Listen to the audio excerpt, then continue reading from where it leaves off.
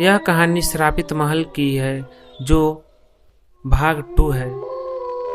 हिम्मत जुटाई और महल की सीढ़ियों पर चढ़कर ऊपर जाने लगी।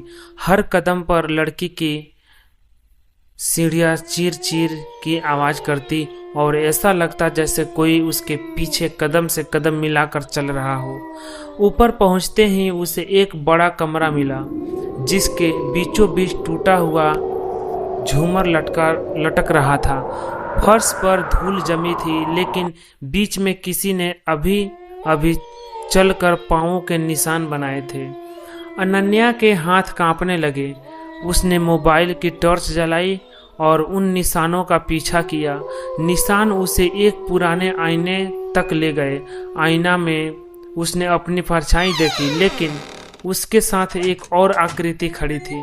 वो आकृति एक नौजवान की थी, सफ़ेद कपड़ों में, चेहरा उदास और आंखों में एक अजीब सी गहरी चमक।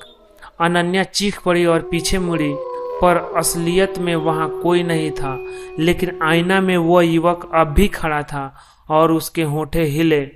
भागो मत, मैंने बहुत इंतजार किया है।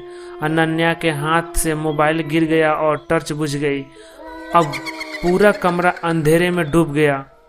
तभी अचानक खिड़की अपने आप खुल गई और तेज हवा का झोंका अंदर आया।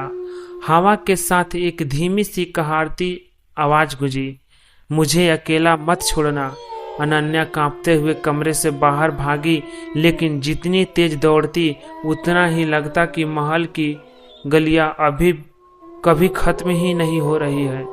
उसके पीछे जंजीरों की घसीटने की आवाज आती रही और हर दलान की दीवार पर वही युवक की तस्वीर उभरती जा रही थी, कभी कांपते हुए तो कभी रोते हुए।